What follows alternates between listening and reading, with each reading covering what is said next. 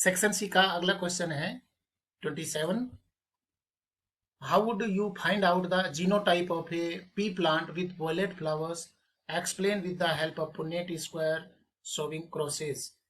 Question को आप समझें कि आप वॉयलेट फ्लावर का जीनोटाइप, ये वॉयलेट फ्लावर है उसको क्रॉस करवा रहे हैं हम, तो उसका जीनोटाइप कैसे फाइंड आउट करेंगे? जीनोटाइप फाइंड आउट करने का तरीका यहाँ पर क्या दिया है, ये पुन्नेट स्क्वायर बनाएंगे।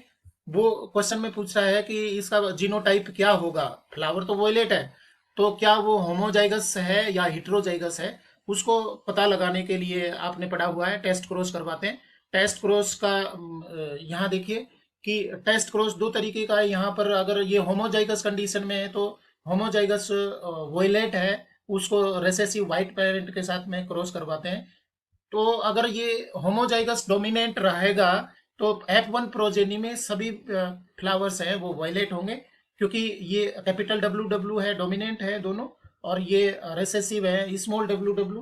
तो एक डोमिनेंट आएगा एक रिसेसिव होगा, तो करेक्टर क्या अपीयर होगा? डोमिनेंट होगा। तो अगर ये होमोजाइगस डोमिनेंट है वॉयलेट फ्लावर तो सारे F1 जनरेशन में आएंगे आपके वॉयलेट फ्लावर्स वाले।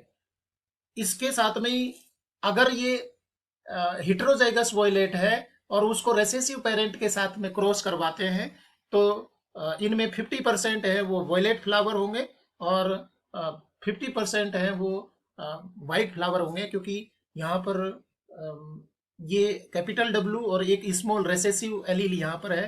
तो जब रेसेसिव रेसेसिव होमोजाइगस हो जाते हैं तो रेसेसिव ट्रेट है वो अपने आप को एक्सप्रेस करते हैं। तो इस तरीके का अगर जीनोटाइप को पता लगाने के लिए जो क्रॉस किया जाता है उसको टेस्ट क्रॉस कहते हैं। और टेस्ट क्रॉस में ये जांचा जाता है, ये परखा जाता है कि जो F1 जनरेशन है वो हिट्रोजाइगस है कि होमोजाइगस है। इसको जांचने के लिए रिसेसिव पेरेंट के साथ में क्रॉस किया जाता है। आपकी बुक में बताया हुआ एक सेंटेंस है, test cross is done to know whether F1 progeny homozygous और heterozygous. To test this statement, F1 generation will cross to the recessive parent। और अगर रिजल्ट 50-50% आता है डोमिनेंट और रिसेसिव ट्रेट का, तो हम कह सकते हैं कि वो हेट्रोजाइगस F1 जनरेशन है। और अगर सारे डोमिनेंट ट्रेट अपीयर होते हैं तो वो होमोजाइगस होगा। तो ये जांचने के लिए टेस्ट क्रॉस किया जाता है। 28th क्वेश्चन है, define flocs and state their importance in biological treatment of waste water. Floc का मतलब यहाँ पर बताया है, flocs are masses of semi decayed organic matter along with the decomposer microbes which are surrounded by slimy. They separate the organic matter from waste water. इसको हम floc बोलेंगे। Flocs settle down in secondary tank and take part in the formation of sludge. They can be used as inoculum in biological treatment of water as well as source of biogas and manure. तो flock क्या है? Flock है semi decayed organic matter plus decomposer. एक layer बनती है, एक परत बनती है जिसमें ऑर्गेनिक मैटर और माइक्रोब्स होते हैं, और वो चिपचिपा सा पदार्थ होता है गंदे पानी में। और उससे क्या होगा कि ये फ्लॉक है वो वेस्ट वाटर से ऑर्गेनिक मैटर को अलग करने में हेल्प करता है। फ्लॉक्स सेकेंडरी टैंक में वो सेटल डाउन हो जाते हैं और स्लज के फॉर्म में, और इसी स्लज को हम इनोकुलम के रूप में काम ले सकते हैं। जो ट्रीटमेंट है हमने पढ़ा है बायोलॉजिकल ट्रीटमेंट में दो तरीके के ट्रीटमेंट है, प्राइमरी ट्रीटमेंट, सेकेंडरी ट्रीटमेंट।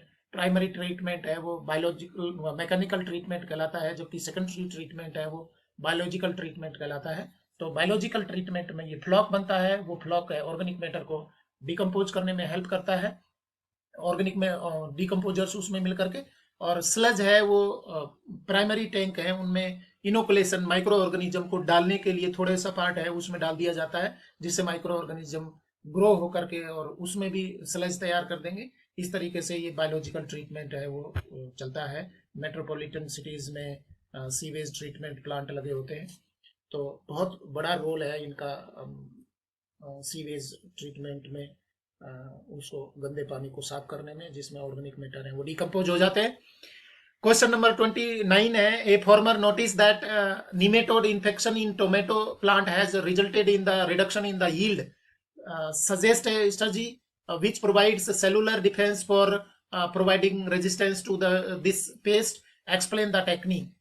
एक किसान है, उसने जांचा है कि टोबैको प्लांट है, उसमें निमेटोड का इन्फेक्शन होने से वो बहुत ज़्यादा उसका प्रोडक्टिविटी है वो रिड्यूस हो गई है, उसका यील्डिंग है वो कम हो गया है। किसकी वजह से? निमेटोड के इन्फेक्शन की वजह से। तो एक प्लान बताइए, एक स्ट्रेटजी तैयार करिए जिससे कि वो टोबैको प्लांट है जो उसने एग्री कल्टीवेशन किया हुआ है, उनको प्लांट को प्रोटेक्ट किया जा सके और उसकी यील्डिंग को मेंटेन किया जा सके। तो इसमें आरएनआई के बारे में बताया है।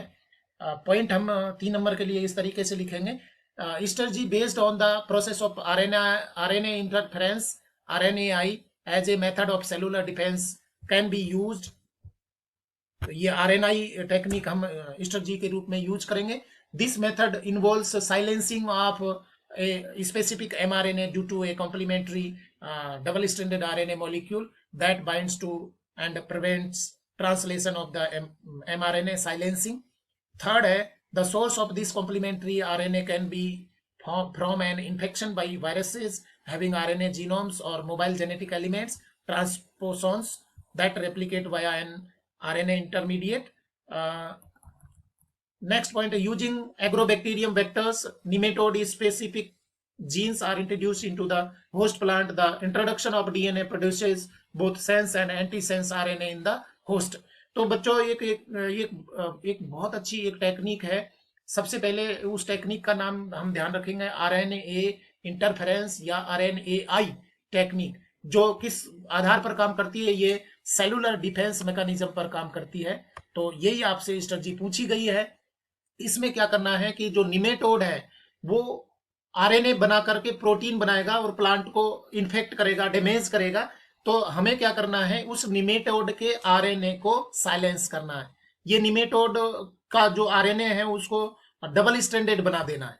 जब डबल स्ट्रैंडेड आरएनए बन जाएगा निमेटोड का आरएनए, तो वो प्रोटीन नहीं कर बना पाएगा, प्रोटीन नहीं सिंथेसाइज कर पाएगा, ट्रांसलेशन वहां पर स्टॉप हो जाएगा, साइलेंट हो जाएगा। तो वो इन्फेक्शन नहीं होगा, वो उसमें कोई नुकसान नहीं हो पाएगा। तो ये तो 2 बातें हो गई।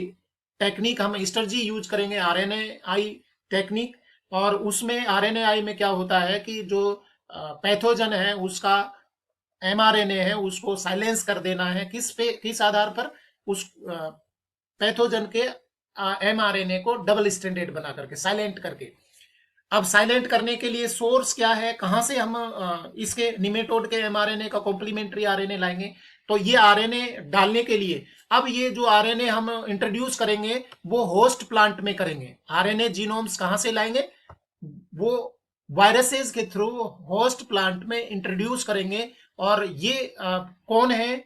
ये ट्रांसपोसॉन्स हैं या मोबाइल जेनेटिक एलिमेंट्स हैं जो रेप्लिकेशन के द्वारा इंटरमीडिएट आरएनए बनाते हैं, जो कि एमआरएनए को साइलेंट करेंगे।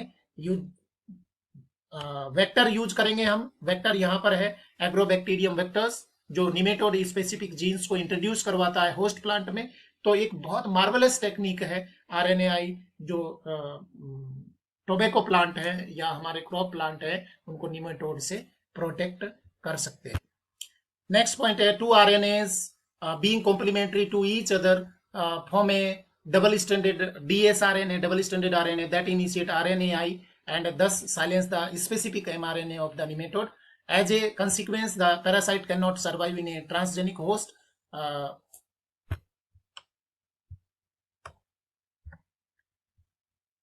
Expressing interfering RNA, the transgenic plant therefore gets protected from the parasite or pathogen. तीसरा क्वेश्चन है, the graph given below represents 3 categories of organismic responses L M N to cope with stressful condition. Identify the categories L and M. ये conditions हैं वो graph के द्वारा represent की गई है स्ट्रेसफुल कंडीशन से। तो एल एम एन इन ये क्या है, वो रिप्रेजेंट किस को बताया गया है, वो आप यहाँ इसको देख सकते हैं ग्राफ के द्वारा। यहाँ पर ये एक्सटर्नल लेवल है, ये इंटरनल लेवल है। और इसमें क्या बताया गया है। Given below are examples of some of the activities performed by animals. Categorize these activities into the appropriate kind of organismic response L, M, N, or N, as shown in the graph with the regions. In summers, we sweat profusely. Sometimes desert lizard bask in the sun, and sometimes they move into shade. तो यहाँ graph में answer बताना है, L क्या है, M क्या है, N क्या है। तो इसको आप देखिए, आंसर में एल होंगे यहाँ पर कन्फर्मर्स और एम होंगे रेगुलेटर्स। एल कन्फर्मर्स, कन्फर्मर्स क्या होते हैं, जो अपनी इन्वायरमेंटल एम्बिएंट इन्वायरमेंट के अनुसार अपने आप को कन्फर्म करते हैं, अपने आप को सर्वाइव करके रखते हैं, जैसा इन्वायरमेंटल कंडीशंस हैं अपने आप को उसके अनुसार ढाल लेते हैं। एम है वो रेगुलेटर्स हैं और एन पार्शियल रेगुलेटर्स हैं। तो एम यहां पर पूछा गया है, एम रेगुलेटर्स हैं। एम रेगुलेटर्स का मतलब होता है दे maintain their own body temperature, oven osmolarity, मतलब खुद का अपना इन्वायरमेंट, इंटरनल इन्वायरमेंट है वो मेंटेन करते हैं, बाहर कैसा भी इन्वायरमेंटल कंडीशंस हैं, टेम्परेचर है। तो रेगुलेटर्स हैं वो दो तरीके के होते हैं, वो दो एग्जाम्पल हैं। जो बर्ड्स होती हैं और मैमल्स हैं वो रेगुलेटर्स कहलाते हैं, they maintain their own body temperature. Third जो पूछा गया है, to regulate the body temperature, वो एम होंगे क्योंकि ये रेगुलेटर्स कहलाते हैं। To keep their body temperature constant by behavioural response for coping with variation in environment. तो एल कन्फर्मर है, जैसी सिचुएशन होती है उसके अनुसार अपने आप को ढाल लेते हैं, कंफर्म कर लेते हैं। नमस्कार बच्चों, क्वेश्चन नंबर 30 का और क्वेश्चन देखिए। Give reasons for the following.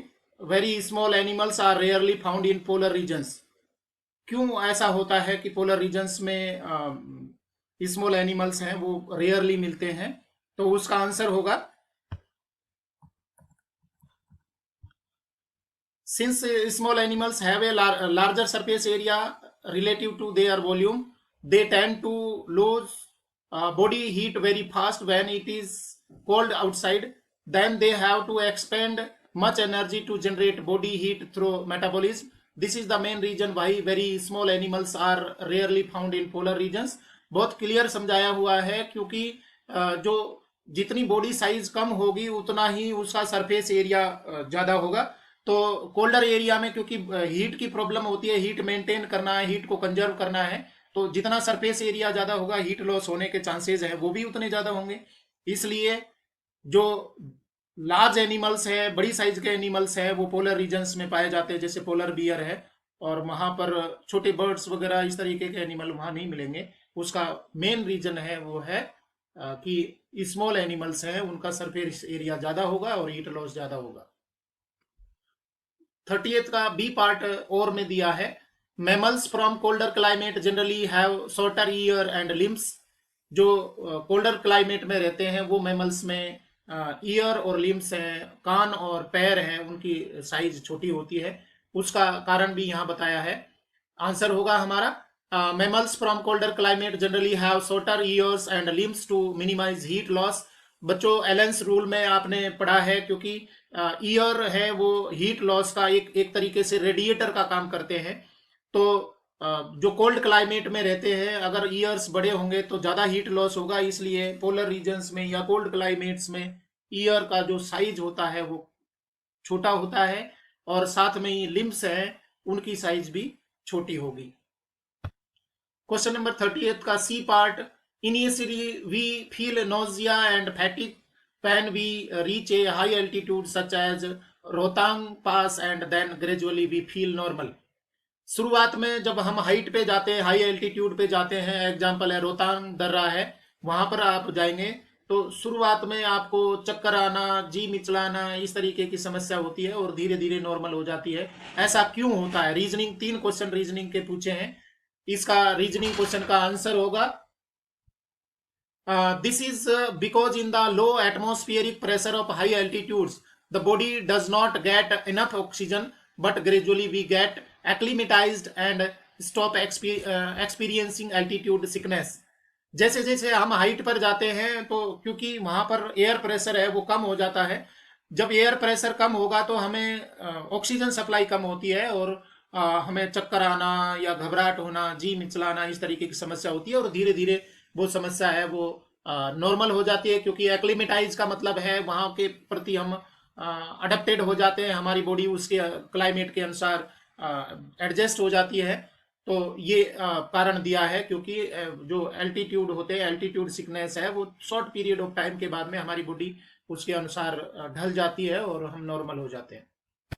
Dear students, sample paper का डी पार्ट बहुत इंपॉर्टेंट होता है, 5 मार्क्स के लिए क्वेश्चन होते हैं और इसमें खूब लिखना होता है। टाइम मैनेजमेंट में सेक्शन पार्ट डी को आपको खूब सारा टाइम देना चाहिए। इनिशियल जो सेक्शंस हैं, शुरुआत के सेक्शन हैं, उनको आप मैनेज करके अपने आप को कंट्रोल करके जो पूछा गया वही लिखेंगे और यहाँ पर डिटेल लिखेंगे। परंतु डिटेल का मतलब यहाँ पर ये नहीं होता कि कुछ भी लिखा जाए, यहाँ पर भी रेलेवेंसी होनी चाहिए, अप्रोप्रिएट आपका आंसर आना चाहिए। तो सेक्शन सी में 3 क्वेश्चन होते हैं, उनके क्या क्या, डी में 3 क्वेश्चन होंगे, क्या क्या क्वेश्चन होंगे उसकी, इसमें इंटरनल चॉइस भी दी गई होती है। तो इस तरीके से क्या हमें स्टैंडर्ड आंसर लिखना है, वो सारी चीजें यहाँ पर चर्चा करेंगे। देखिए 31st question, study the graph given below related with menstrual cycle in females, 5 marks का क्वेश्चन है। Identify ovarian hormones X and Y mentioned in the graph and specify their sources. X और वाई को पता लगाना है, graph में क्या है, कौन से हार्मोन्स हैं यहाँ पर। तो मैं इसके पार्ट बनाए हैं क्वेश्चन के, वो सेक्शन वाइज यहाँ पर उसके क्या आंसर होंगे वो आपको बताऊंगा।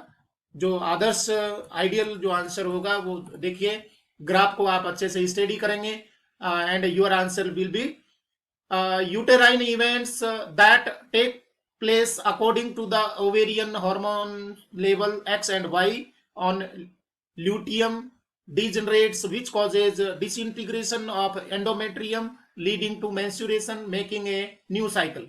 तो ग्राफ में पे क्या बताया गया है वो यहाँ पर समझाया है, ग्राफ में क्या शो किया गया है वो बता दिया, आपने आंसर दे दिया। What is graph showing here.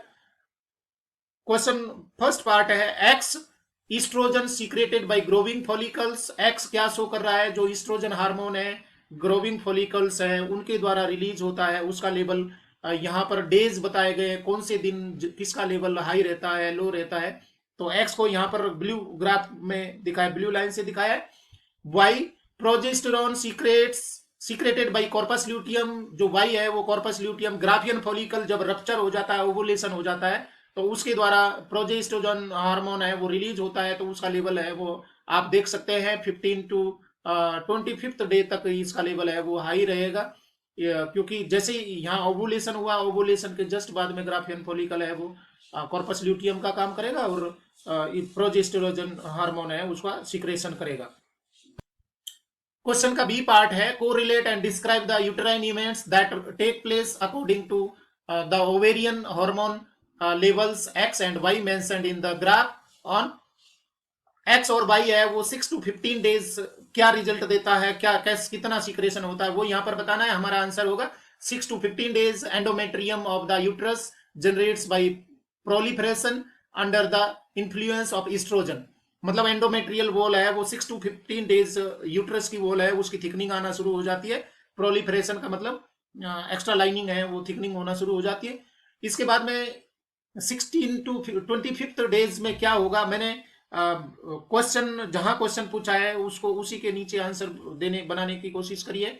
आपका आंसर होगा 16 to 25th days under the influence of progesterone the endometrium of the uterus is maintained for implantation of fertilised ovum and other events of pregnancy. 16 से 25 दिन के बीच में जो endometrial wall है वो progesterone के रिस्पॉन्स में इम्प्लांटेशन के लिए रेडी होती है, तैयार होती है, मतलब वहां वो प्रेगनेंसी है वो स्टार्ट हो जाएगी। थर्ड पार्ट है बी का, 26 to 28 days when ovum is not fertilised. क्या होगा 26 से 28 डेज में अगर ओवम फर्टिलाइज नहीं होता है, तो हमारा आंसर होगा 26 to 28 days when ovum is not fertilised in the absence of fertilisation, corpus luteum बनेगा और वहां पर जो एंडोमेट्रियल वॉल है वो रप्चर हो जाएगी।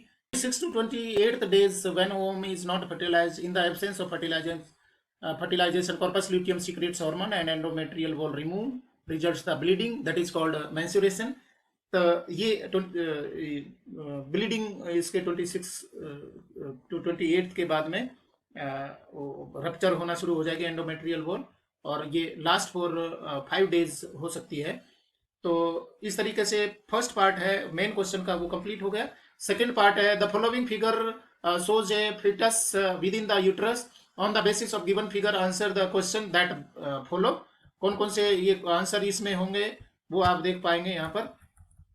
ये पूछा है ये ए पार्ट क्या शो कर रहा है, बी पार्ट क्या शो करता है, सी क्या है, डी क्या है। तो यहाँ इनमें पूछा गया है, पहला क्वेश्चन है और का, in the above figure choose and name the correct part A B C D that act as temporary endocrine gland, substantiate your answer. Why is it also called the functional junction? तो यहाँ diagram में अगर हम देखेंगे तो ये क्या है, ये बताया है फीटस के ऊपर की जो वॉल है उनको बताया गया। हमारा आंसर है पार्ट लेबल ए प्लेसेंटा। लेबल ए है वो प्लेसेंटा शो कर रहा है, यहाँ पर आप देखो ये प्लेसेंटा को शो कर रहा है।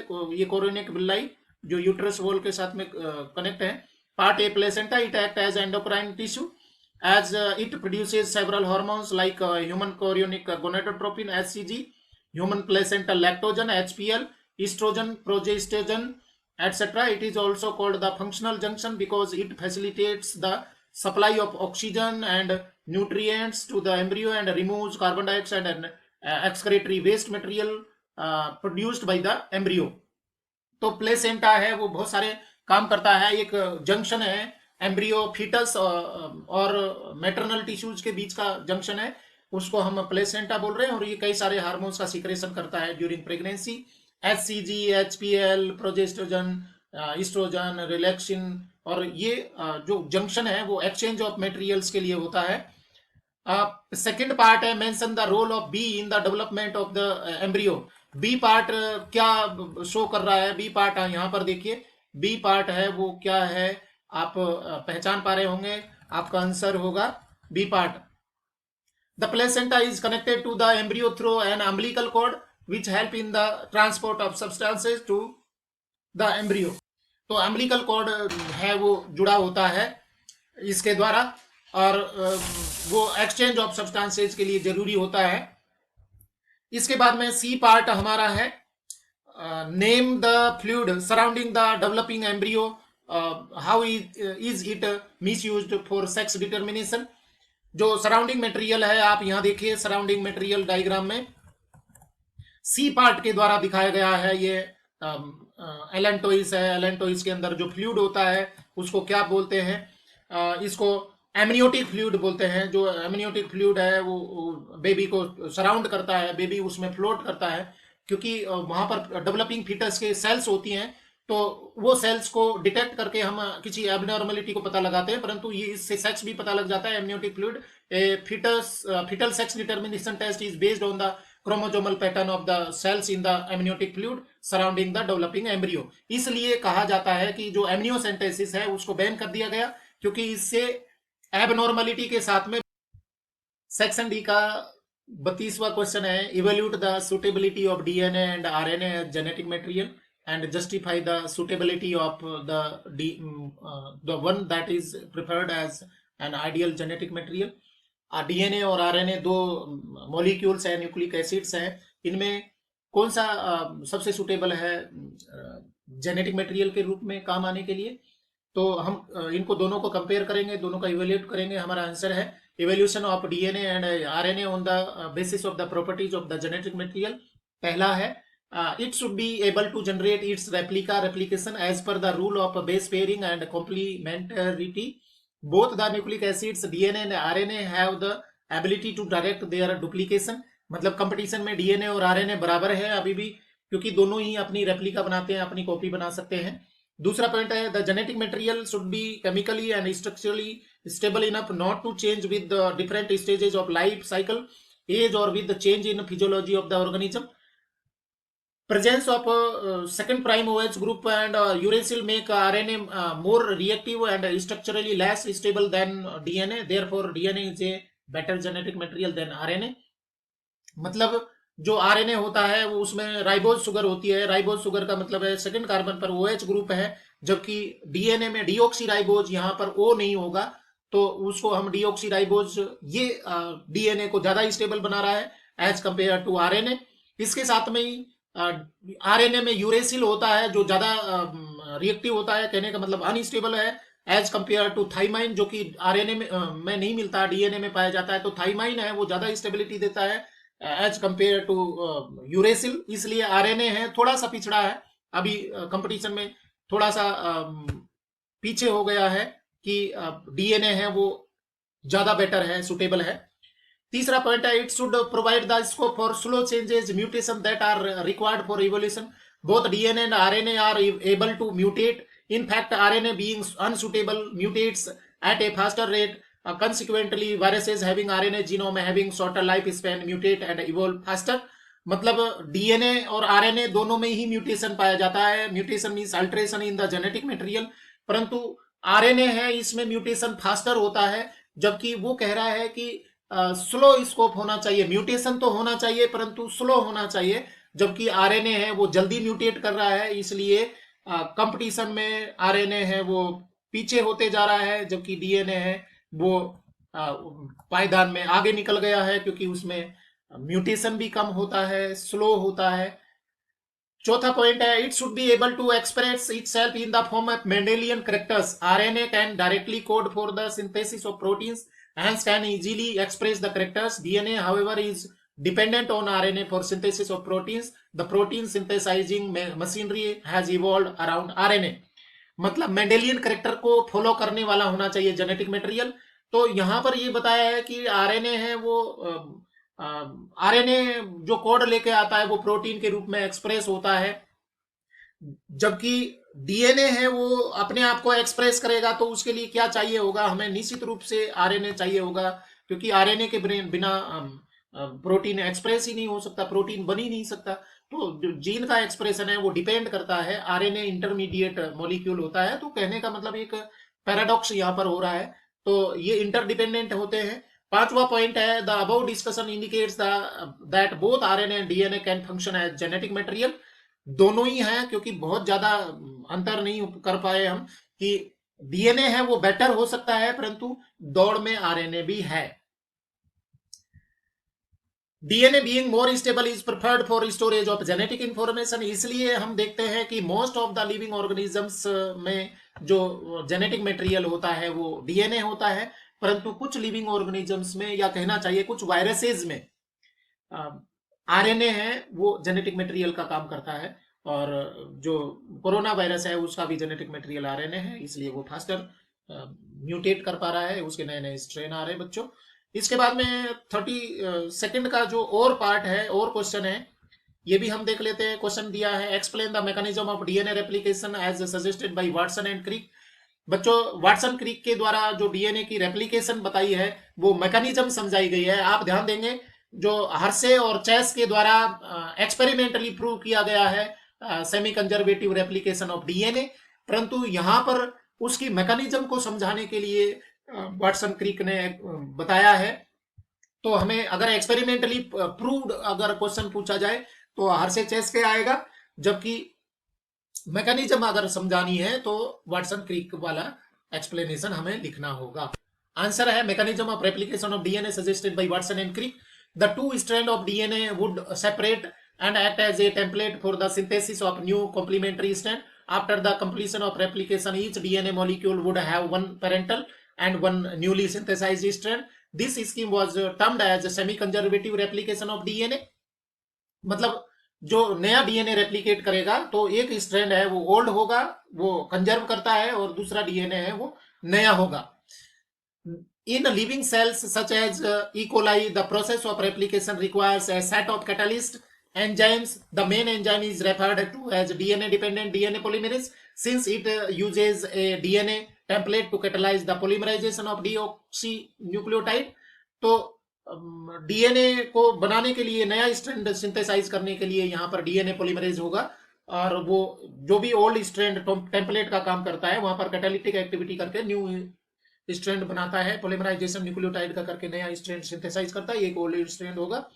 Further more, energetically replication is a very expensive process. Deoxyribonucleosides, triphosphates serve dual purposes. In addition to acting as a substrate, they provide energy for polymerization reaction. मतलब deoxyribonucleoside ट्राइफॉस्फेटेज, ट्राइफॉस्फेट्स हैं, वो मॉलिक्यूल्स हैं, ये building block हैं, वो dual function करते हैं, दो कार्य करते हैं। पहला कार्य तो वो बिल्डिंग ब्लॉक का काम करेगा, एक पोलिमराइजेशन का काम करेगा, पॉलीमर का काम करेगा, कि वो मोनोमर है वो उसके रूप में जुड़ करके स्ट्रैंड बनाएगा। साथ में ही क्योंकि ये बहुत एक्सपेंसिव प्रोसेस है, बहुत एनर्जी खर्च होती है, तो यहाँ पर एटीपी की जगह डीऑक्सीराइबो न्यूक्लियोसाइड ट्राइफॉस्फेट्स हैं, वो एनर्जी गिविंग सब्सटेंस का भी काम करते हैं। बच्चों आपको पता है कि डीएनए रेप्लिकेशन है वो फास्टर प्रोसेस है, 2000 न्यूक्लियोटाइड्स पर सेकेंड वहां जुड़ते हैं, वो उसमें एक्यूरेसी भी होनी चाहिए, तो बहुत एक्सपेंसिव और एक्यूरेट प्रोसेस है। इसके लिए ये जो न्यूक्लियोटाइड्स है वो दो कार्य करते हैं, जिसमें एनर्जी भी देना है और जुड़ करके चेन को एक्सटेंड भी करना है।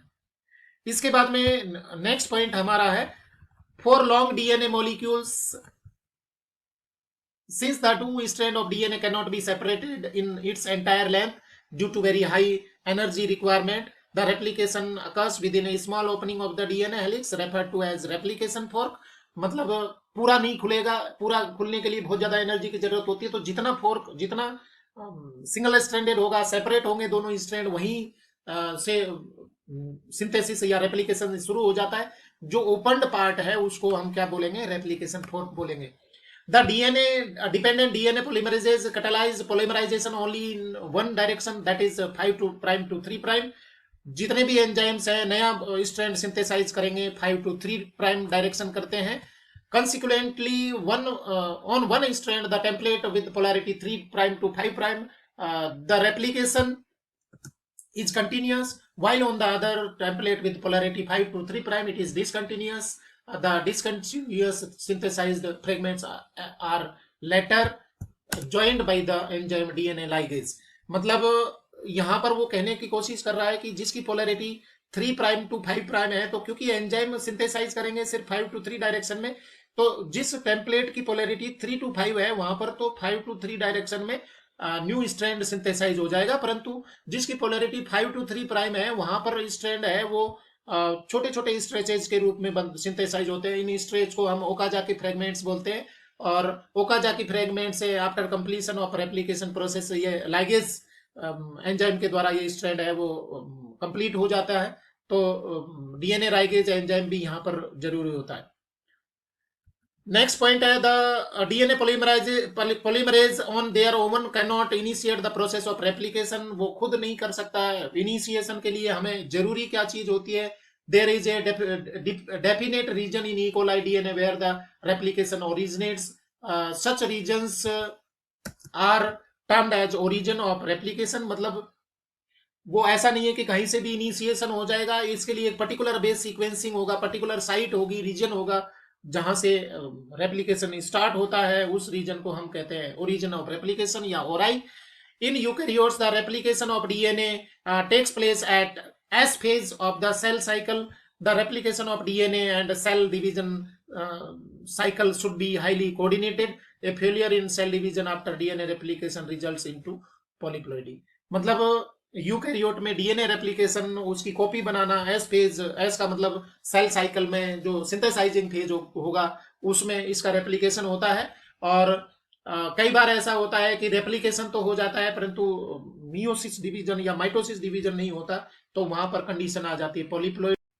सैंपल पेपर का अंतिम क्वेश्चन है 33. Identify and name the disease in which the patient's cells lose the property of contact inhibition. State its possible causes and explain any 3 methods to accurately detect the pathological and physiological changes that take place due to the disease in living tissues.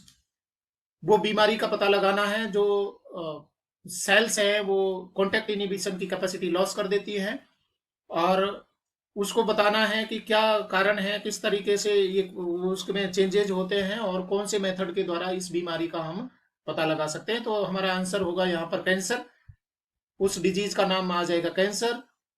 Probable causes है physical environmental causes में आएगा exposure to X rays, gamma rays, ultraviolet rays, chemicals, nicotine in tobacco, other carcinogens. तो physical कारण में X rays, gamma rays, UV rays ये कारण हो सकते हैं। और केमिकल्स में निकोटीन, टोबैको चेविंग हो सकता है। दूसरे कार्सिनोजेंस, कार्सिनोजन का मतलब कैसे, कैंसर कोजिंग एजेंट। बायोलॉजिकल कारण में है वायरल ऑन्कोजेंस म्यूटेशंस, कुछ वायरसेज होते हैं जो ऑन्कोजेनिक होते हैं, कैंसर कोजिंग होते हैं, अल्ट्रेशन म्यूटेशन कर देते हैं जेनेटिक मटेरियल में। और म्यूटेशन जो नेचुरल प्रोसेस है, म्यूटेशन होता रहता है, उसके बहुत सारे कारण होते हैं, अल्ट्रेशन इन जेनेटिक मटेरियल। तो ये सब कारण हैं, फिजिकल कारण हो सकते हैं, केमिकल हो सकते हैं, बायोलॉजिकल हो सकते हैं। इनके द्वारा वो कॉन्टेक्ट इनिबिशन या अनकंट्रोल्ड ग्रोथ शुरू हो जाती है सेल्स में। इसके बाद में डिटेक्शन एंड डायग्नोसिस, हम बीमारी को कैसे डायग्नोज करेंगे, पता लगाएंगे। तो बीमारी का पहला डायग्नोसिस टेक्निक है cancer detection is based on biopsy and histopathological studies of the tissues, blood and bone marrow test for increased cell count in the case of leukemias. In biopsy, a piece of suspected tissue cut into thin section is stained and examined under microscope, that is called histopathological studies by a pathologist. मतलब biopsy का मतलब है कि जिस part में abnormal growth दिख रही है उसको उसका स्लाइड बना करके और वो एनालिसिस किया जाता है कि ये नॉर्मल ग्रोथ है या नॉर्मल ट्यूमर है या कैंसर सेल उसमें पाई जाती हैं। ब्लड और बोन मेरो के नंबर, सेल्स में नंबर बढ़ रहा है, सेल्स का नंबर इंक्रीज हो रहा है, तो बोन मेरो टेस्ट किया जाता है, ब्लड टेस्ट किया जाता है, early detection of the disease. दूसरी टेक्निक है techniques like radiography, use of x-rays, CT, computer tomography and MRI, magnetic resonance imaging are very useful to detect cancers of the internal organs. Computer tomography uses X-rays to generate a three-dimensional image of the tissue internal part of an object. MRI uses strong magnetic fields and non-ionizing radiations to accurately detect pathological and physiological changes in the living tissues. तो ये radiography या computer tomography है, MRI है, इसके द्वारा, CT scan के द्वारा भी जो एबनॉर्मल ग्रोथ हो रही है टिश्यू की बॉडी के अंदर, उनको पता लगाना। इसके बाद में तीसरी टेक्निक है antibodies against cancer specific antigens are also use for detection of certain cancers. ये भी एक टेक्निक है जिसके द्वारा हम ये टेस्ट करते हैं, जिसको एलिसा बोलते हैं, एंजाइम लिंक्ड असॉर्बेंट से। इसके बाद में फोर्थ जो techniques of molecular biology can be applied to detect genes in individuals with inherited susceptibility to certain cancers. तो चार तरीके से बीमारी को हम पता लगा सकते हैं, हमें तीन लिखने हैं। 5 नंबर के लिए क्वेश्चन में पूछा गया। अंतिम क्वेश्चन देखिए, और में a patient had tested positive to ELISA test, identify the disease and the pathogen responsible, give reasons for the reduced weak immunity of the patient and trace the path, spread and effects of this pathogen in the human body. ELISA test के द्वारा positive patient को किया गया, positive आया है और उसकी immune system है वो रिड्यूस हो गई है, इम्यूनिटी है वो कमजोर हो गई है, तो वो बीमारी क्या हो सकती है। तो बीमारी का नाम यहाँ पर हम आइडेंटिफाई करेंगे, एड्स है, एक्वायर्ड इम्यूनोडेफिशिएंसी सिंड्रोम। पैथोजन होगा, बीमारी का कारण होगा एड्स का, human immunodeficiency virus, HIV virus. Reason क्या है, due to decrease in the number of helper T lymphocytes, the person starts suffering from infections that could have been otherwise overcome, such as those due to bacteria, especially mycobacterium, viruses, fungi, even parasites like toxoplasma। मतलब जो T helper cells होती हैं वो एक तरीके से हमारे गुप्तचर हैं, बॉडी में जो भी पैथोजन आते हैं तो उनको सबसे पहले ये डिटेक्ट करती है, और डिटेक्ट करने के बाद में हमारे इम्यून सिस्टम है, बी लिम्फोसाइट और टी किलर सेल्स को वो एक्टिवेट करती है और हमारी जो इम्यूनिटी है वो पैथोजेंस को या माइक्रो ऑर्गेनिजम्स को, फॉरेन बॉडीज को किल कर देती है। परंतु वायरस है बड़ा चालाक है, इसने जो सूचने देने वाला टी हेल्पर सेल है उनको ही किल करना शुरू कर दिया, तो जब सूचना नहीं मिलेगी तो हमारा इम्यून सिस्टम है वो एक्टिवेट नहीं होता, और उसका रीजन होता है कि पूरी इम्यूनिटी है वो खत्म हो जाती है। और HIV पॉजिटिव है उसमें धीरे धीरे क्या होगा कि वो एड्स में बदल जाएगा। एड्स का मतलब है बीमारियों का घर, कोई भी पैथोजन आएगा और इन्फेक्शन शो करेगा। The path of this pathogen and its spread and effect on the human body, क्या पाथ होगा, क्या पैथोजन होगा।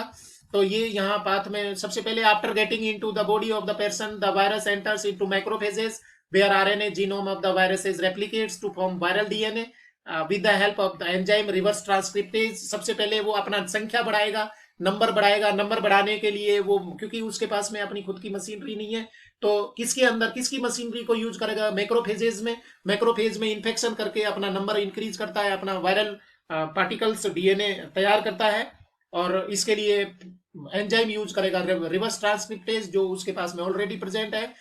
This viral DNA gets incorporated into host cells DNA and directs the infected cell to produce viral particles।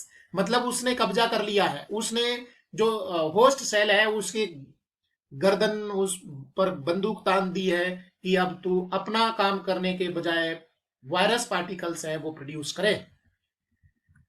The macrophages continues to produce virus and in this way act like a HIV factory. अब वो अपना काम छोड़ करके, protection का काम छोड़ करके, वो HIV पार्टिकल्स है, HIV वायरसेज है वो जनरेट कर रही है, फैक्ट्री का काम कर रही है। Simultaneously HIV enters into helper T lymphocytes TH cells, replicates and produce progeny viruses. वो हेल्पर सेल में भी वैसा ही कर रही है, और हेल्पर सेल है जो कि इन्फॉर्मर का काम कर रही थी, अब वायरस प्रोड्यूस कर रही है, और इम्यूनिटी है वो नष्ट वेस्ट हो जाती है। The progeny virus release in the blood attack other helper T lymphocytes। This is repeated leading to progressive decrease in the number of helper T lymphocytes in the body of the infected person। During this period the person suffers from bouts of fever, diarrhea, weight loss। बहुत सारी बीमारियां हैं उसके symptoms हैं वो appear होते हैं, क्योंकि अब कोई भी पैथोजन आएगा उसको वो रजिस्ट करने के लिए, उसकी इम्यूनिटी के लिए हमारी बॉडी में कुछ बचा नहीं है, तो कोई भी आएगा पैथोजन और वो अपने सिम्टम्स शो करेगा। वो कंडीशन है वो कहलाती है एड्स। और HIV पॉजिटिव और एड्स में फर्क होता है। HIV पॉजिटिव है उसमें वायरस तो है परंतु सिम्टम्स नहीं है, जबकि एड्स है वो एक्सप्रेशन ऑफ सिम्टम्स है, बीमारियां अपीयर होने लग जाती है, वो कंडीशन कहलाती है एड्स। तो बच्चों जो सिम्टम्स नहीं आते उसको डोरमेंट पीरियड या लेटेंट पीरियड बोलते हैं, और एड्स है वो मतलब एक्सप्रेशन है, वहां पर बीमारी आ जाती है। तो इस तरीके से जो स्टैंडर्ड आंसर्स है वो सैंपल पेपर में क्या लिखने हैं वो मैंने आपको एक्सप्लेन किए। बच्चों मैं इसी तरीके के और सैंपल पेपर्स आपको प्रस्तुत करूंगा, आपके सामने लाऊंगा वीडियो के द्वारा। इसलिए आप नॉलेज मंडली से जुड़े रहें और अपने आप को अपडेट रखें, अपनी तैयारी को जारी रखें, और 100 मार्क्स के लिए अपनी प्रिपरेशन में मैं आपको हेल्प करूंगा। इसलिए देखते रहिए नॉलेज मंडली। Thank you.